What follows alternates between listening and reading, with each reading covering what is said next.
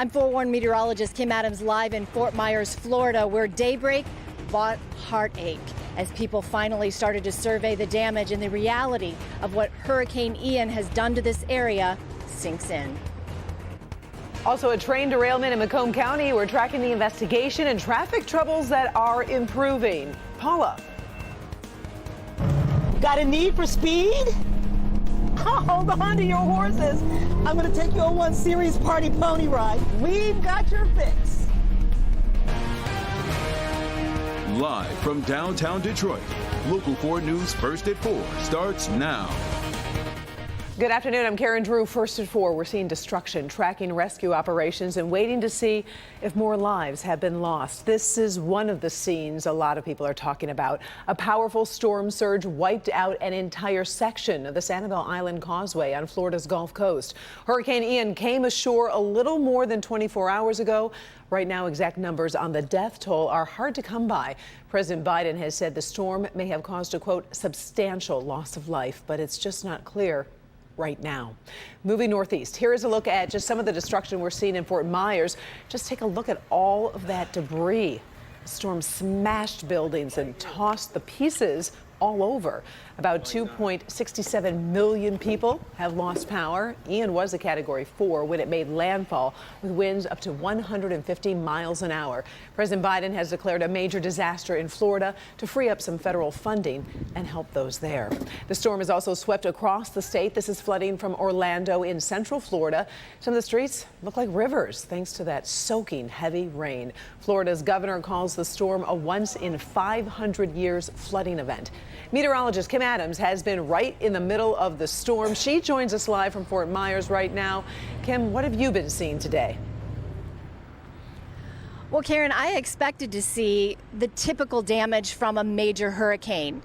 Down power lines, trees, flooding, damaged homes. What I didn't expect to see are long lines for gas less than 24 hours after the storm hit, and people willing to get gas. Take a look at this gas station, willing to get gas under an awning that has collapsed. My photographer and I, Norm, when we pulled up here, could not believe this. There's a long line both directions, and people are filling up with gas at two different pumps that both have awnings that look like they are about to fall at any moment. And the police have been here. They're aware of this. They're actually directing traffic into the gas station. Getting around today, that has been the biggest challenge for us and for many here in the southwest part of Florida. A lot of street flooding. You can't get to people's homes. They can't get back home. Street flooding has definitely been an issue. And when it comes to landfalling hurricanes in the U.S., 83% of people who lose their lives is from water, not from wind, and it's also not from storm surge. Only 4% lose their lives from storm surge. It's inland flooding. It's people driving into water that's too deep and not realizing what they're getting into. It's touching down power lines. It's going into water that has active power lines in the water. Those are the areas that we see the most damage and the most devastation. So coming up later on today, we're going to show you a family that we're trying to get out of their flooded home, and we'll bring that to you coming up tonight at 5. And I wanted to ask you, Kim, obviously folks and rescues and things like that, we were reporting on how all the fire halls, many of them have been flooded. What are you hearing in terms of people being stuck in certain areas? Well, first of all, communication is very difficult because there is no cell phone coverage anywhere, so you can't really communicate. But I can tell you that we saw several rescue trucks coming all the way from Virginia down here with boats on the back of them. So that's not a good sign. They were urban rescue boats. And also where I was just the other day on St. Pete Beach, where it was supposed to come ashore, Pinellas County, those search and rescue teams are now coming down here to Fort Myers as that storm shifted to the south and hit this area the hardest. So there are active rescues going on right now, but it's difficult to get to people again because the roads are so flooded. All right, well, we'll check back with you at 5 o'clock. We appreciate your reporting. Thank you, Kim. The storm is not finished. It's moving off the Florida coast into the Atlantic. Now, Ian could regain strength as it heads north.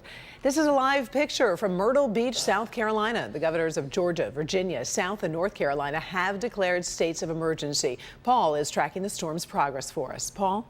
Well, good afternoon, Karen. Here's exact track 4D radar, and you can see this is now a tropical storm. It has 70-mile-an-hour wind, and since a hurricane starts at 74 miles per hour, this is a high-end tropical storm. Still a lot of rain and a lot of wind battering the coast. Let's talk about what this thing is going to do. This thing is going to stay over the water longer than we expected. And remember, there's a warm Gulf Stream current out here. So this thing will probably strengthen once again to a Category 1 hurricane, maybe 80, 85 miles per hour. And then it looks like it's going to come right in somewhere between Charleston and Wilmington during the day tomorrow. And then it will push farther inland and actually diminish for good, but still be quite a big rain event. So there's going to be a lot of flooding. And we're also still dealing with some storm surge. So if we look where this thing is heading toward the southeast coast here, Georgia, especially up into South Carolina, there are some areas that are looking at 3 to 6 foot storm surge, even a few isolated areas that could get 6 to 9 foot storm surge. So again, the story is not done on this storm. So we'll talk more about that, and we will talk more about our weekend forecast coming up in just a little bit, Karen. All right. Thank you, Paul. Meteorologist Kim Adams continues her live coverage from Florida tonight at 5. Plus, we're going to check in with some Michigan snowbirds who were riding that storm out yesterday. We'll talk about how they're doing, and they're also sharing some video from Fort Myers when you join us tonight at 6. We've got breaking news in the shooting of a Michigan State police trooper. The Wayne County prosecutor has just charged a man and a woman in the case. The officer was shot during an undercover operation early Tuesday morning on the city's west side. Prosecutors say Andre Scott fired multiple shots at the trooper, and his friend Robin Hall was an accessory after the fact. They were just arraigned. We'll have updated information at 5. Take a look. This mess is being cleaned up right now after a train derailment in southeast Warren. 16 cars jumped the tracks in the area of Stevens and Shaner this morning. Some cars contain chemicals, but nothing seems to be leaking. No injuries reported. Investigators blame some kind of mechanical issue for the accident, but it's not clear if it's because of the track or perhaps one of the cars. Right now, 10 Mile and Shaner roads have reopened, but Stevens does remain closed, so avoid that area if you can. All right, they're putting the pedal to the metal for our 3-day festival over in Pontiac this weekend. For the second year in a row, M1 Concourse becomes home to some of the fastest, most prestigious cars in history, and the public is invited. Of course, Paula Tutman decided to show up. She's strapped in to take us on a wild ride. Paula. Hey, Karen. Yeah, you know what? As a reporter, I usually get an opportunity to experience this stuff and take the audience for the ride, but that's not necessarily the case. So I am in a Hellcat jailbreak. Yeah, that's what they call it, a jailbreak. This is why, because if you're breaking out of jail, you want to be in this thing. But listen, here's the thing. You actually have an opportunity to be in this thing yourself this weekend. You can be a car nut, gearhead, history buff, or speed freak. If you check any of those boxes, the 3-day American Speed Festival on the M1 Concourse in Pontiac is the place to be. On site, some of the most iconic brands in automotive performance history: vintage Indies, historic stock cars, modern day muscle with Shelby American as the featured class. The fans get quite close to seeing the cars on track.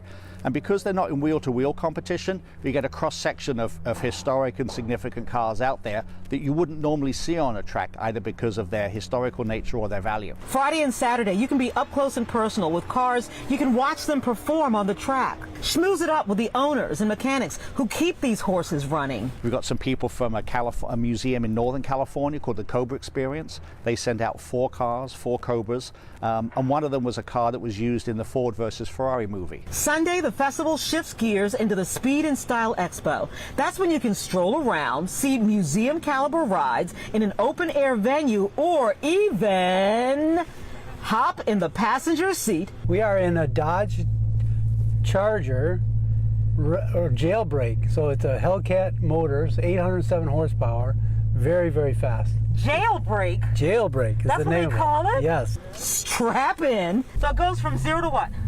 0 to 60 in about 3.5 seconds. And make like a race car driver as your ticket to ride. Oh, now when you come up on this corner, that scares the hell out of me. You'll pull up to 1G, your hair might actually go weightless, and you'll experience what speed is all about. You'll get to feel the full power of these Chrysler motors, the Dodge motors. Just a great time, and feeling like you haven't had, kind of like a roller coaster, but you're not on a track. They don't get to drive, but they do get to experience. Correct.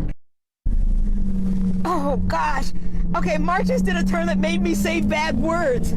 So listen, 3-day festival, $75. Friday, Saturday, $50. Sunday, you can get a 3-day pass. Under 18, free.